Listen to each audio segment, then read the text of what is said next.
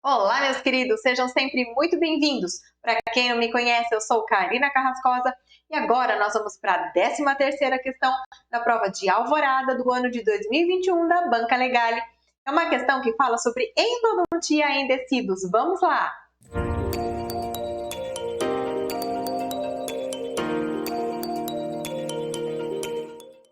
Pessoal, o que diz essa questão? São características de um material ideal para a obturação de canais radiculares de dentes e tecidos, exceto o que tínhamos aqui nas alternativas: A, radiopaco; B, não ser danoso aos tecidos periapicais e ao germe do dente permanente; C, não ser reabsorvível; D, não escurecer o dente; ou E, ser antisséptico. Pessoal, vamos aproveitar esta questão para fazer um resumo sobre terapia pulpar em dentes e tecidos, abordando principalmente os procedimentos de pulpotomia e pulpectomia. Vem comigo! Então, quando a gente fala de terapia pulpar em tecidos, a gente tem que lembrar de pulpotomia e pulpectomia. E qual seria a principal diferença entre as duas? Na pulpotomia, a gente tem a remoção da porção coronária da polpa dental, preservando a vitalidade e a função da polpa radicular remanescente. Já na pulpectomia, a gente vai fazer a remoção completa da polpa dental, tanto da polpa coronária quanto da polpa radicular. Pessoal, nós temos diversas fontes de literatura para falar sobre esse assunto, mas com base no que foi colocado ali no enunciado, essa questão provavelmente foi tirada do livro Caminhos da Polpa. Então, eu fui lá no livro Caminhos da Polpa, me baseei no COEN para trazer para vocês algumas informações que são super importantes para o nosso concurso público. Vamos começar pela pulpotomia. O sucesso da pulpotomia depende da certeza de que o tecido residual seja corretamente diagnosticado como saudável ou que apresente inflamação reversível. O que quer dizer isso? Aquele tecido pulpar que nós deixamos lá na raiz, se ele já estiver num processo de necrose ou de uma inflamação irreversível, nós já podemos decretar o insucesso da pulpotomia. E o livro Caminhos da Polpa traz para a gente um quadrinho bem interessante com algumas evidências do sucesso da terapia pulpar. Então aqui o primeiro seria a vitalidade da maior parte da polpa radicular, ausência de sinais ou sintomas clínicos adversos prolongados, como sensibilidade, dor ou edema, ausência de evidência radiográfica de reabsorção interna atingindo o osso alveolar, ausência de destruição do tecido perirradicular, ausência de danos aos dentes sucessores permanentes, e ele diz que a obliteração do canal radicular não é considerada insucesso. E quais seriam as indicações e contraindicações do procedimento de pulpotomia? A indicação seria quando a inflamação ou a infecção estejam confinadas à porção coronária.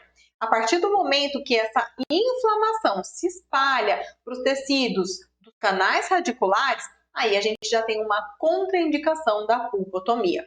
E aí nós temos uma listinha das principais contraindicações da pulpotomia.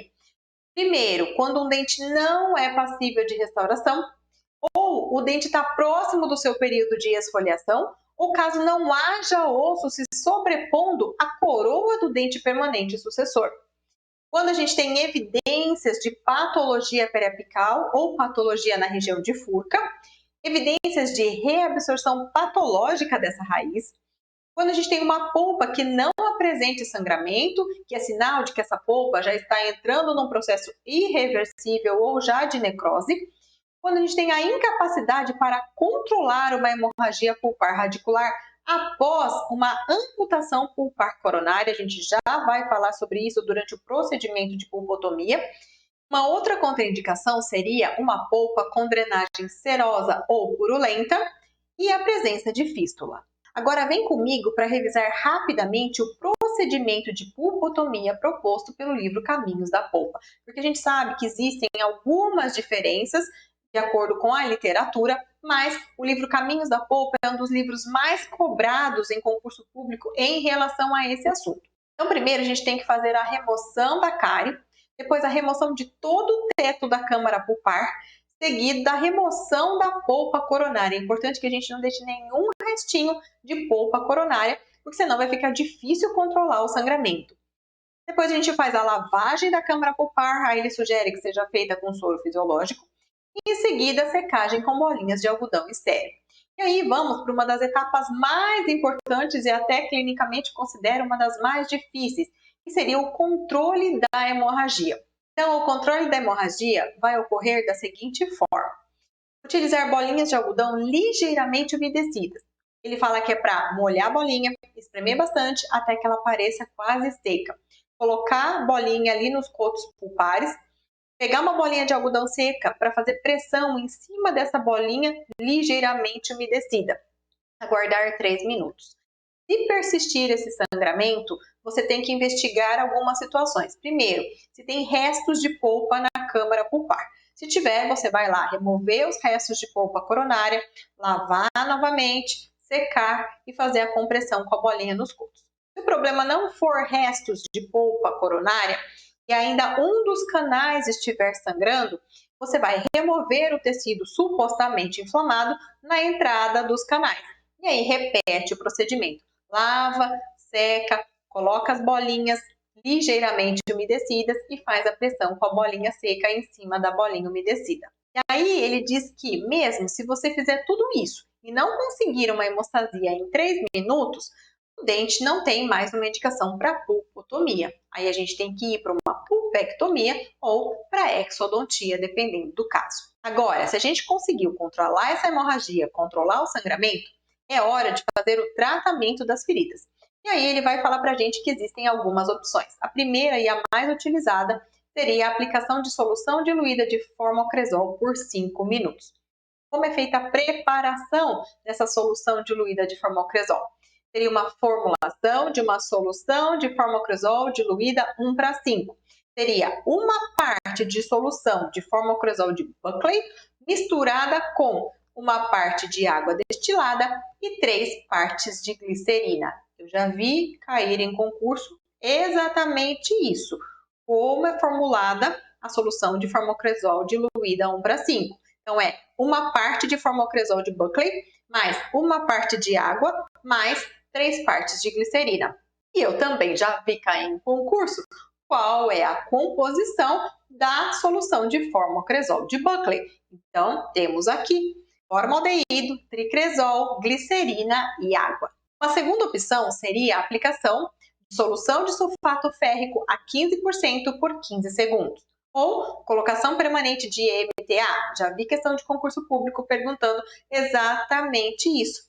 E era possível aplicar MTA no procedimento de pulpotomia em tecidos. Aí.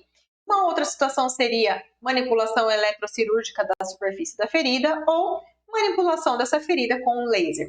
A literatura também traz para a gente algumas contraindicações para a realização da pulpectomia na dentição descida. Seriam dente com impossibilidade de restauração, reabsorção radicular interna visível radiograficamente, dentes com perfuração mecânica ou por cárie do soalho da câmara pulpar, reabsorção patológica excessiva da raiz, envolvendo mais do que 1/3 dela, perda patológica excessiva do suporte ósseo, com perda de inserção periodontal normal, presença de cisto folicular ou dentígero e lesão periapical ou interradicular envolvendo a cripta do dente sucessor permanente em desenvolvimento.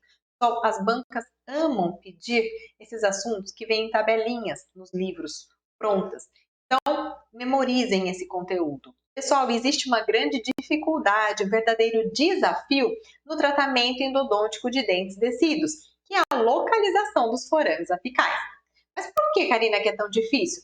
Por causa da reabsorção fisiológica que temos nos dentes descidos. Então, imaginem que, no caso dos dentes anteriores, essa reabsorção, geralmente, ela inicia por lingual.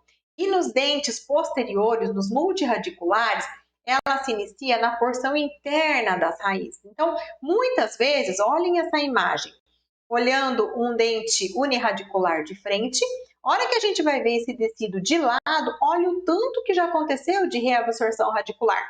Então, dificilmente esse forame apical estará no mesmo comprimento do ápice radicular. Aqui nessa imagem, Provavelmente esse forame apical deve estar mais ou menos por aqui, no meio dessa reabsorção, uns 2, 3 milímetros aquém desse ápice radicular. Então, uma das maiores dificuldades que a gente tem no tratamento endodôntico de tecidos é determinar onde está esse forame para que a gente consiga determinar o comprimento real de trabalho desse dente, devido à reabsorção radicular fisiológica. Agora vamos falar de algumas particularidades do tratamento endodôntico em tecidos, segundo o livro Caminhos da Polpa.